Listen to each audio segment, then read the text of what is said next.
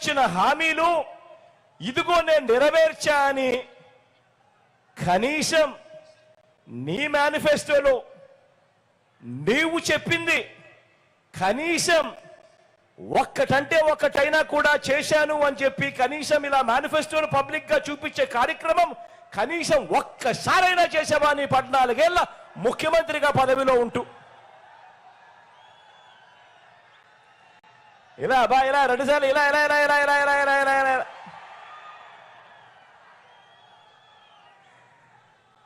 నాకైతే చంద్రబాబు ఎన్నికలకు ముందు మాత్రమే మేనిఫెస్టో చూపిస్తాడు, కానీ ఎన్నికలు అయిపోయిన తర్వాత మేనిఫెస్టో మాత్రం చూపించడు. నాకైతే చూపించలేదు, పోనీ మీకైనా చూపించాడా? అసలు మేనిఫెస్టో కాపీలైనా చూపించే దమ్ము, ధైర్యం, నిబద్ధత నీకుందా చంద్రబాబు అని అడుగుతా ఉన్నాను.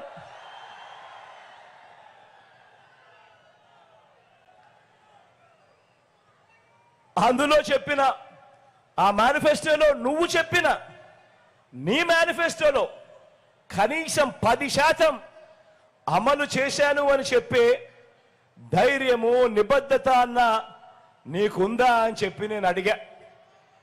నాకు సమాధానం చెప్పడం లేదు. పోనీ మీకైనా సమాధానం చెప్పాడా అని అడుగుతా ఉన్నా. పోనీ అది పోనీ ఇంకో ప్రశ్న కూడా ఇదే పెద్ద మనిషి చంద్రబాబు నాయుడు అడిగా. ఇంకో ప్రశ్న కూడా అడిగా, బాబు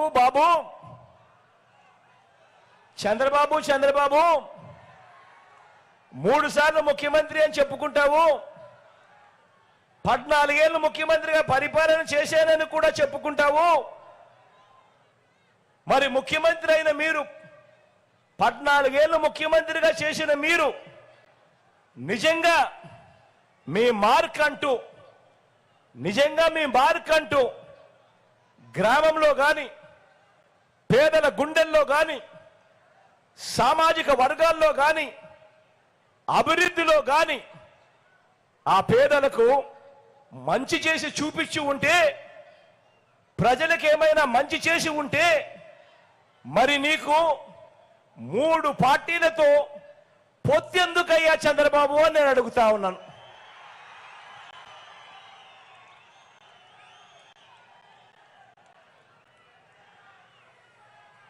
సిద్ధం సభల నుంచి ఇదే ప్రశ్న అడిగా. మీ అందరి ముందు అడిగా. మరి చంద్రబాబు నాయుడు గారు దీనికైనా సమాధానం ఇస్తున్నాడా అంటే నాకైతే ఇవ్వలేదు. మరి మీకేమైనా ఇచ్చాడా అని అడుగుతా ఉన్నాను.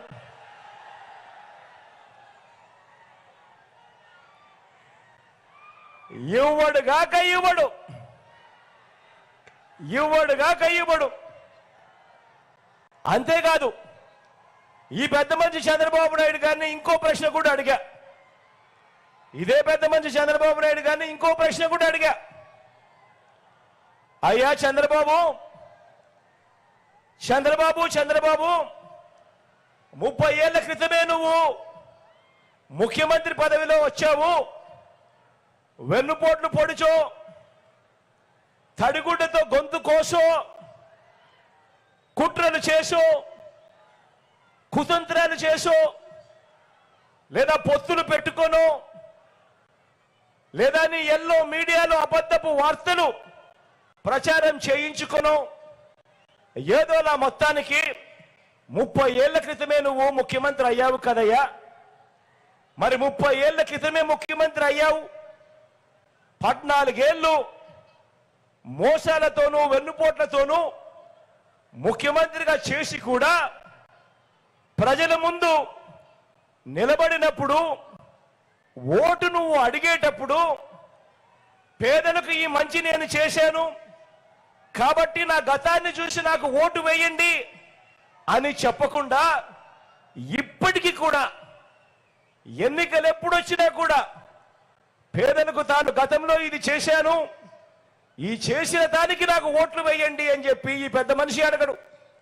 ఇప్పుడు కూడా ఎన్నికలు వచ్చేసరికి ప్రజలను మభ్యపెడుతూ జనం ముందుకు వస్తాడు, నేను అది చేస్తాను, నేను ఇది ఇస్తాను అని తన గతం గురించి చెప్పడు. కానీ ప్రజలను మభ్యపెట్టే కార్యక్రమంగా నాకు ఓటేస్తే నేను కేజీ బంగారం ఇస్తాను, నాకు ఓటేస్తే నేను ఇంటింటికి బెంచ్ కారు కొనిస్తాను, నాకు ఓటేస్తే ముఖ్యమైన హామీలు ఇస్తాను, నాకు ఓటు వస్తే సూపర్ 6 సూపర్ 7 అని ఇలాంటివి మాట్లాడతాడే. కానీ నేను ముఖ్యమంత్రిగా 14 ఏళ్ళు పరిపాలన చేశాను, ప్రతి పేదవాడిలోనూ గుడి కట్టుకునేట్టుగా, ప్రతి పేదవాడి గుండెల్లో గుడి కట్టుకునేట్టుగా ఆ పేదవాడికి నేను ఈ మంచి చేశాను, ఈ మంచి స్కీము తెచ్చాను, దీన్ని చూసి నాకు ఓటు వేయండి అని చెప్పి ఏ రోజు అనడు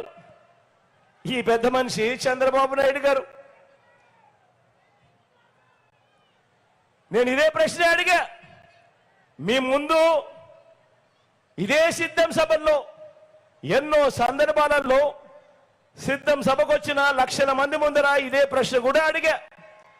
పోనీ దీనికైనా సమాధానం చెబుతాడా అని అంటే దీనికి చెప్పడు, నాకైతే చెప్పడు, కనీసం మీకైనా చెప్పాడా అని అడుగుతా ఉన్నాను. ఇలా అబ్బా 2 చేతులు పైకెత్తాడు, ఇలా ఇలా ఇలా ఇలా ఇలా ఇలా ఇలా ఇలా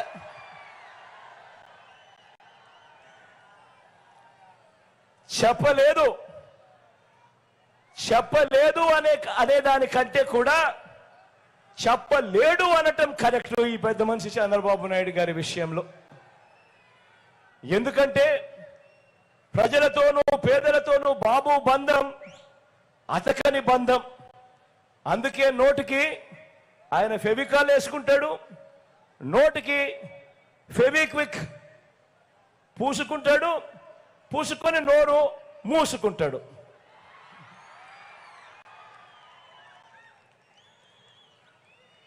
మరి మీ బిడ్డ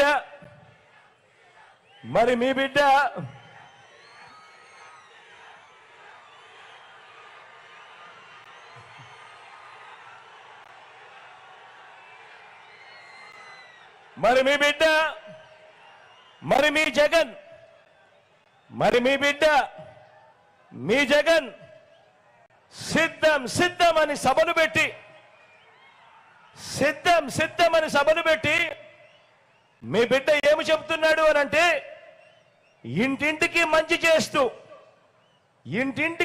చేస్తూ ఏకంగా 2,70,000 కోట్ల రూపాయలు డీబీటీగా, అంటే నేరుగా మీ బిడ్డ బటన్ నొక్కడం, నా అక్క చెల్లెమ్మల కుటుంబాల ఖాతాల్లోకి నేరుగా డబ్బులు వెళ్ళిపోవడం వివిధ పథకాల ద్వారా. మీ జగన్ తొలిసారి ముఖ్యమంత్రిగా చేసింది పరిపాలన కేవలం 58 నెలల్లోనే. ఈ 58 నెలల పాలనలోనే ప్రజలు ఒక్కసారి మీ బిడ్డను ఆశీర్వదిస్తేనే